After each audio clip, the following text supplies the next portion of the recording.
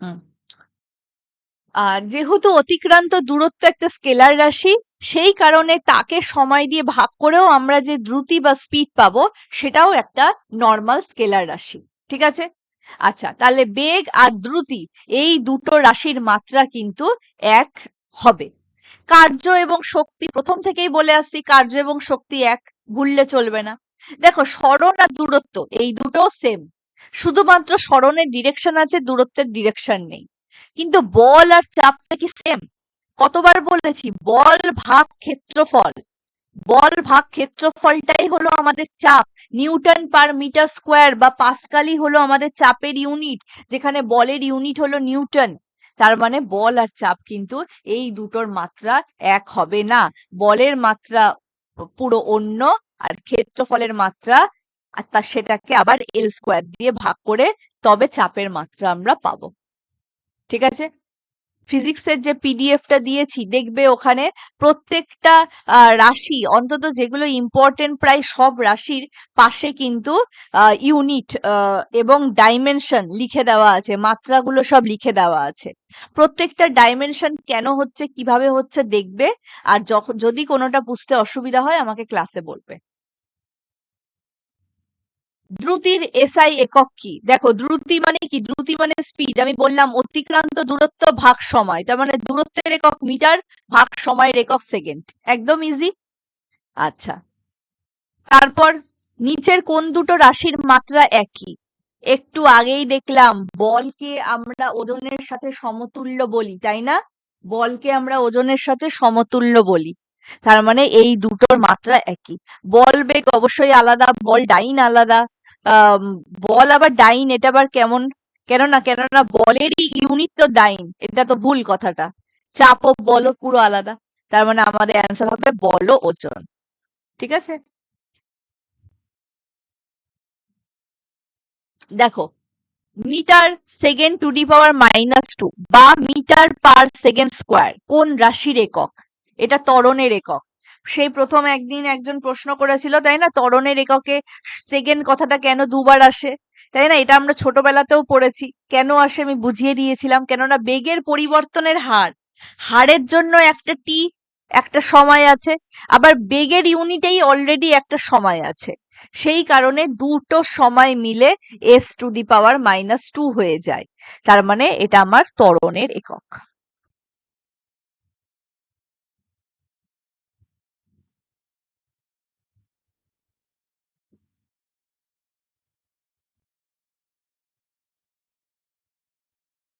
দেখো, কোন রাশির একক জুল পার সেকেন্ড? কি বলেছি? কার্য করার হারকে ক্ষমতা বলা হয়, কার্য করার হারকে ক্ষমতা বলা হয়। হার মানেই সবসময় কিন্তু সেটা সময় দিয়ে ভাগ করা হয়, বারবার বলি। আর কার্য ভাগ সময়, তার মানেই সেটা হবে ক্ষমতা আমার কাছে। তাহলে কার্যর একক জুল, সময়ের একক সেকেন্ড, তার মানে জুল পার সেকেন্ড কার একক হবে? ক্ষমতার একক। বা যদি আর্ক পার সেকেন্ড বলতো, সেটাও আমার ক্ষমতার একক হতো, কিন্তু সিজিএস এ। ঠিক আছে? পরেরটা, নিউটন কোন রাশির একক? একটু আগেই আমরা বারবার আলোচনা করলাম বল আর ওজন এই দুটো কিন্তু সমান। ওজন শুধুমাত্র যখন পৃথিবীর মাধ্যাকর্ষীয় বলটা কাজ করছে সেই ত্বরণটাকে দিয়ে গুণ করে ওজনটাকে বের করা হচ্ছে, কিন্তু ওভারঅল পৃথিবী সেই বস্তুটার ওপর কতটা বল প্রয়োগ করছে সেটাই হলো সেই বস্তুটার ওজন। তাহলে বল আর ওজন সবসময় সেম। তাহলে এখানে বলছে নিউটন কোন রাশির একক? নিউটন তো আমরা জানি বলের একক, তাই না? নিউটন আমরা বলের একক। আমি জানি আমরা ইউজুয়ালি এভাবে বলে থাকি যে তোর ওজন কত রে? আমি বললাম আমার ওজন 50 কেজি, কিন্তু কথাটা ভুল। ঠিক আছে? ওজনের ইউনিট কিন্তু নিউটন এসআই তে আর সিজিএস এ ডাইন বলে ডিনোট করা হয়। ঠিক আছে? তাহলে বল আর ওজনের একক হলো নিউটন, মনে রাখবে।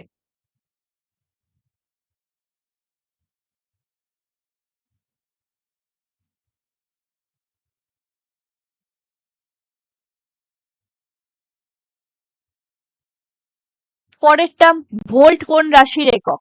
ভোল্ট কোন রাশির একক? তড়িৎ বিভব। বারবার বলেছি বিভব, তড়িৎ বিভব।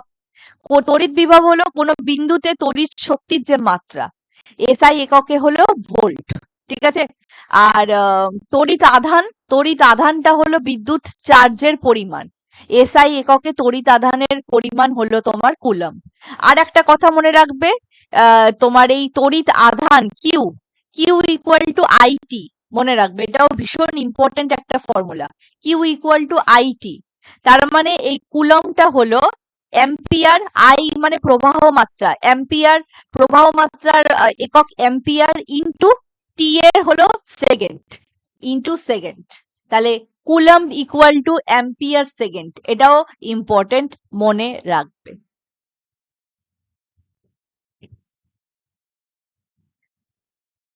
আচ্ছা, আন্তর্জাতিক একক পদ্ধতিতে তাপমাত্রার একক কি? আন্তর্জাতিক একক পদ্ধতিতে তাপমাত্রার একক হলো কেলভিন, কে দিয়ে ডিনোট করা হয়, কে দিয়ে ডিনোট করা হয়, ঠিক আছে। এসআই তে তাপমাত্রার একক কে। খুব ভালো কথা। এবার দেখো, আমরা জানি 0 ডিগ্রি সেলসিয়াস হলো 273 কেলভিন, তাই না? 0 ডিগ্রি সেলসিয়াস হলো 273 কেলভিন। তাহলে কিভাবে ডিনোট করছি? 1 ডিগ্রি সেলসিয়াস হলো 274 কেলভিন, 2 ডিগ্রি সেলসিয়াস হলো 275 কেলভিন। কিভাবে ডিনোট করছি? তার মানে যেটা হবে ডিগ্রি সেন্টিগ্রেডে, যদি এক্স ডিগ্রি সেন্টিগ্রেড হয়, তাহলে এক্স এর সাথে 273 যোগ করে দিলে যেটা হয় সেটাই আমার কেলভিনের তাপমাত্রা। এছাড়া আমরা জানি ফারেনহাইট আর একটা স্কেল আছে, এবং এই সেলসিয়াস আর ফারেনহাইট এর ইম্পর্টেন্ট দেখো। সেলসিয়াস স্কেলে আমরা হিমাঙ্ক জানি 0 ডিগ্রি সেলসিয়াস, অর্থাৎ যেখানে জল বরফ হয়ে যায় আর জল ফুটতে শুরু করে, সেটা হলো স্ফুটনাঙ্ক 100 ডিগ্রি সেলসিয়াস। ফারেনহাইট স্কেলে তোমার হিমাঙ্ক 32 ডিগ্রি ফারেনহাইট আর স্ফুটনাঙ্ক 212 ডিগ্রি ফারেনহাইট।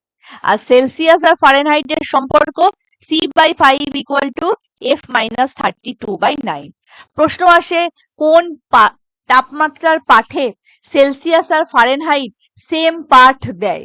সেটা মনে রাখবে, -40 ডিগ্রি সেন্টিগ্রেড আর -40 ডিগ্রি ফারেনহাইট, এই দুটো কিন্তু আমাদের সমান তাপমাত্রাকে ডিনোট করে। ওকে,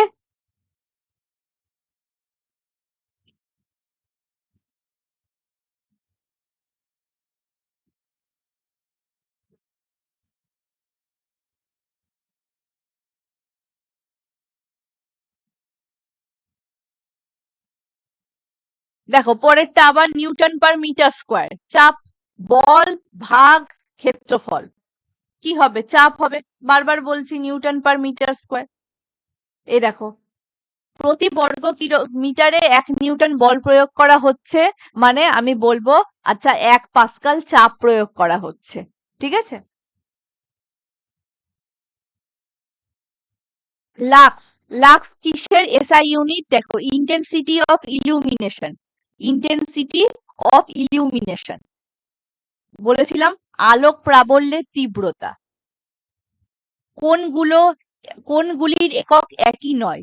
বেগ এবং দ্রুতির একক সেম, কার্য এবং শক্তির একক সেম, সরণ এবং দূরত্বের একক সেম, বল আর চাপের একক সেম নয়। অবশ্যই বলের একক হলো নিউটন, চাপের একক হলো আমরা এক্ষুনি দেখলাম নিউটন পার মিটার স্কোয়ার, অথবা আমরা এটাকে আবার আরো ছাড়া লিখি পাস্কাল বলে।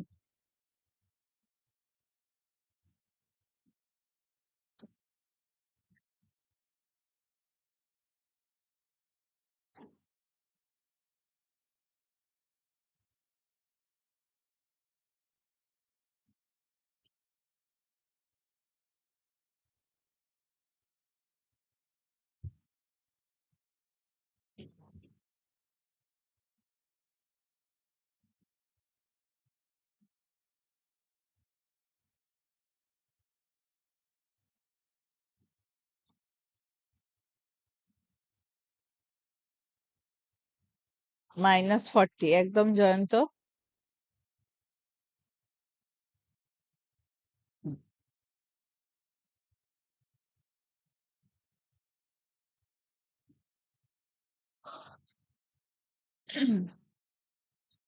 এবার দেখো, বলছে ওহম মিটার কার একক? সেটা হলো রোধাঙ্ক। ওহম মিটার কার একক? সেটা হলো রোধাঙ্ক। এটা কি? প্রতি মিটার দৈর্ঘ্যের রোধ। প্রতি মিটার দৈর্ঘ্যের রোধ পরিমাপ করে। এটি একটি পদার্থের রোধাঙ্ক নির্দেশ করে। একটা পদার্থের রোধাঙ্ক। রোধাঙ্কটা কি? রোধাঙ্ক বা রেজিস্টিভিটি যেটাকে বলবো, রোধাঙ্ক হলো কোনো মাধ্যমের রোধের পরিমাণ। এটি একটি পদার্থের বিদ্যুৎ প্রবাহের বিরোধিতা পরিমাপ করে। দেখো জিনিসটা আমি একটু বলছি। রো বলতে তো রোধ, তাই না?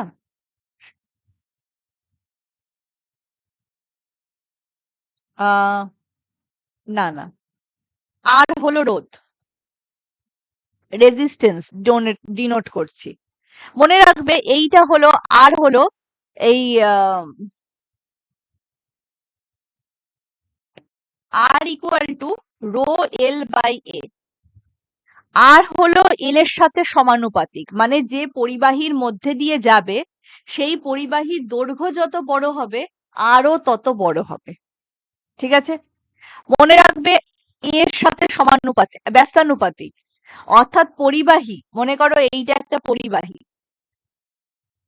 এই যে পরিবাহীর এই যে প্রস্থচ্ছেদ, এইটা ক্রস সেকশন, এই প্রস্থচ্ছেদের ক্ষেত্রফল যত বড় হবে আর তত কম হবে।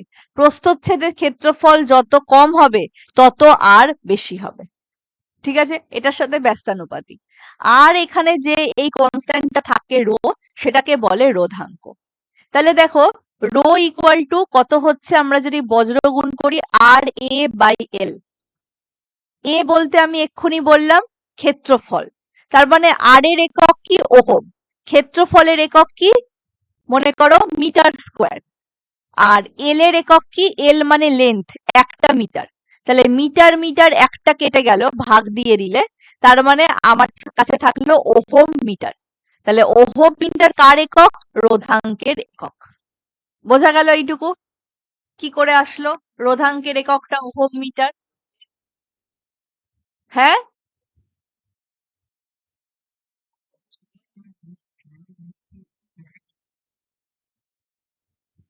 বললাম তো রোধের আর লেন্থের সম্পর্ক, ওই যে পরিবাহীর মধ্যে দিয়ে প্রবাহটা হবে সেই পরিবাহীর দৈর্ঘ্য যত বড় হবে রোধ তত বড় বেশি হবে।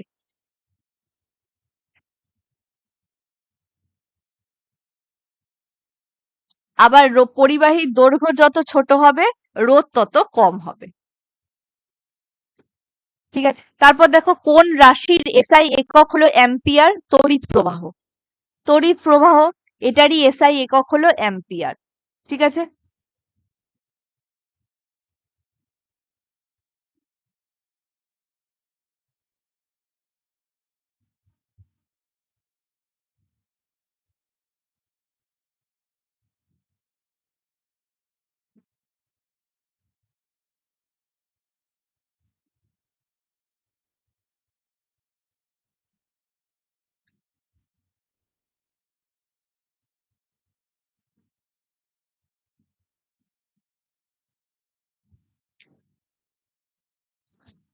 এবার আসছে মন্দন। দেখো মন্দন জিনিসটা কি, নতুন কথা শুনছি আমরা? কিচ্ছু না। ত্বরণ যেমন গতি যখন বেড়ে যাচ্ছে, ঠিক আছে, ত্বরণ যেমন গতি যখন বেড়ে যাচ্ছে, মানে গতিবেগ, তখন সেটাকে আমরা ত্বরণ বলবো। মন্দন হলো গতিবেগ যখন ধীরে ধীরে কমে যাচ্ছে, তখন সেটাকে মন্দন বলবো। ঠিক আছে? মনে করো একটা গাড়ি যখন স্টার্ট দেয়, তখন গাড়ি কি করে? গাড়ি ধীরে ধীরে তার গতিবেগ বাড়ায়, তখন সে ত্বরণে থাকে। কিন্তু গাড়ি যখন ধীরে ধীরে, মনে করো তার ডেস্টিনেশনে চলে এসেছে, তার গন্তব্যে, সে জানে যে আমাকে এবার গাড়ি থামাতে হবে, তাহলে সে কি দুম করে ব্রেক কষে দেবে? তা তো নয়। সে ধীরে ধীরে তার গতিবেগটা কমাবে। সেই পরিস্থিতিটাকে বলছে মন্দন। ত্বরণ আর মন্দন জিনিসটা একই, শুধু যখন ঋণাত্মক ত্বরণ হচ্ছে তখন সেটাকে মন্দন বলছে। কাজেই মন্দনের ডাইমেনশন জিজ্ঞেস করুক, L T⁻⁻² হবে। মন্দনের এসআই একক জিজ্ঞেস করুক, মিটার পার সেকেন্ড স্কোয়ার হবে। মন্দনের সিজিএস একক জিজ্ঞেস করুক, সেন্টিমিটার পার সেকেন্ড স্কোয়ার হবে। প্রত্যেকটা জিনিসই কিন্তু ত্বরণের সাথে সমানই হবে, সে বিষয়ে কোনো চিন্তা নেই। ঠিক আছে?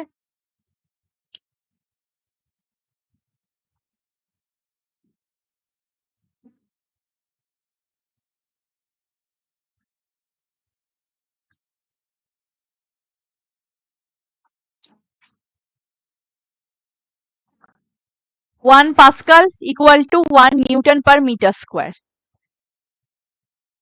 এটা খুব ইম্পর্টেন্ট, 1 নিউটন পার মিটার স্কোয়ারকে বলা হয় পাস্কাল।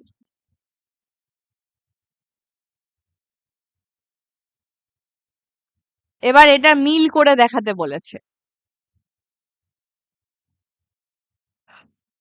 দেখো ইজি ইজি ধরবে। একটা জিনিস তোমরা জানবে যে পরীক্ষায় কিছু না কিছু এরকম থাকবে যেটা খুব ইজি। তাহলে দেখো, অশ্ব ক্ষমতা, হর্স পাওয়ার বলেছিলাম 746 ওয়াট। এটা তো একটু অন্য রকমের, এটার জন্য তো একটুও কষ্ট করার দরকার নেই। 746 ওয়াট, এটা ইজিলি হয়ে যাবে। তার মানে 4-এর সাথে যদি ডি থাকে, তার মানে শুধুমাত্র এ আর ডি, এই এই দুটো অপশন, মাঝখানের গুলো কেটে গেল, 4-এর বি 4-এর এইগুলো কেটে গেল। ওকে, পরেরটা দেখো, 1 কিলোওয়াট ইকুয়াল টু 1000 ওয়াট। এটার থেকে তো ইজি কিছু নেই। তার মানে 2-এরটা যাচ্ছে সির সাথে, 2-এরটা যাচ্ছে সির সাথে। বাকিগুলো দেখে নি। 1 কিলোওয়াট ঘন্টা, মনে আছে আমি পড়িয়েছিলাম 1 কিলোওয়াট আওয়ারটাকে ফার্স্টে 1000 ওয়াট, 1 কিলোওয়াটটাকে 1000 ওয়াট, আর আওয়ারটাকে 3600 সেকেন্ড। তার মানে এই ওয়াট সেকেন্ডটাই হলো আমার জুল, আর এটা গুণ করে দিলে 3.6 ইন্টু 10⁶ জুল। বোঝা গেল? তার মানে এটাও হয়ে গেল। আর আমাদের ওয়াটটা হলো নিউটন মিটার, ওয়াটটা হলো নিউটন মিটার।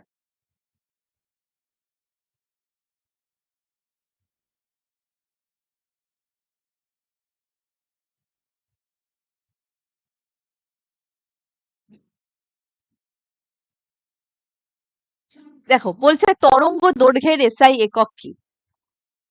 দেখো, দৈর্ঘ্য হোক তরঙ্গ দৈর্ঘ্য হোক, আজকে তরঙ্গ দৈর্ঘ্য মানে এই যে আজকে তরঙ্গ এইভাবে যাতায়াত করে, তাকে যদি গ্রাফিক্যাল রিপ্রেজেন্টেশনে দিই, তো একটা পূর্ণ প্রবর্তন করে পূর্ণ একটা পর্যাবৃত্ত যদি কমপ্লিট করে, এখান থেকে এতটুকু করেছে, এই যে দূরত্বটার কথা জিজ্ঞেস করছে, সেটাতে তরঙ্গ আছে বলে কনফিউজড হবে না। যখন দৈর্ঘ্য কথাটা আছে, তার মানে সেটা যাই হয়ে যাক না কেন, সেটার এসআই একক মিটারই হবে এবং সিজিএস একক সেন্টিমিটারই হবে। হ্যাঁ, যদি বলতো কম্পাঙ্ক, তখন হতো হার্জ পা সেকেন্ড ইনভার্স। যদি বলতো যে তোমার আর কি কি আছে, তরঙ্গ দৈর্ঘ্য, কম্পাঙ্ক, হ্যাঁ, আবার তরঙ্গের বেগ, তরঙ্গের বেগের ক্ষেত্রেও কিন্তু একইভাবে মিটার পার সেকেন্ডই অ্যান্সার হতো, কোনো কিছু চেঞ্জ হবে না, সব যেমন সেরকমই থাকবে।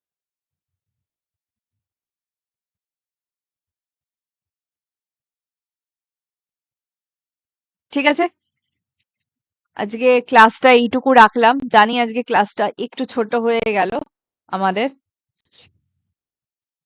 কিন্তু আজকে একটু মুশকিল হয়ে গেছে। পরশুদিন থেকে তোমাদের ক্লাসে আর কোনো রকম কোনো সমস্যা হবে না, ঠিক আছে? এই যে মনে করো 8টা 8:30 করে ফেলছি বা কিছু, এরকম পরশুদিন থেকে আর হবে না। দুটো দিন একটু ব্যস্ততায় আমার কাটছে, সেই কারণে একটু মুশকিল হচ্ছে।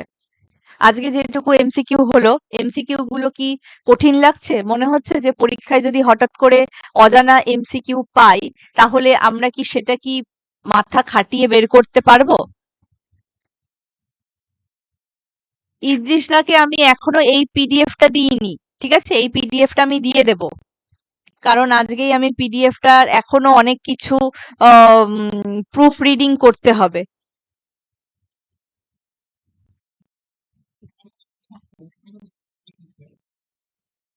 হ্যাঁ, এই কোশ্চেন গুলো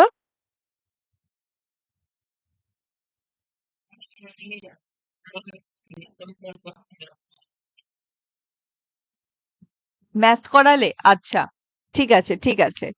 ফিজিক্সের যে কোশ্চেন গুলোর কথা বলছো, ম্যাথামেটিক্যাল প্রবলেম গুলোর কথা, ঠিক আছে, আমি বলছি স্যারকে। আসলে কি বলতো, দেখো আছে আমার কাছে, কিন্তু ওই যে সব বাংলায় প্রশ্নটাই আমার কাছে থাকে না। আমি একবার তোমার মিরাজদাকে বলছি, মিরাজ স্যারকে, যে যদি তার কাছে বাংলা কিছু অঙ্ক থাকে, ফিজিক্স বা কেমিস্ট্রি, তাহলে সেটা আমাকে দিতে, আমি তাহলে তোমাদেরকে সেগুলো বুঝিয়ে বুঝিয়ে ক্লাসে করিয়ে দেব, ঠিক আছে?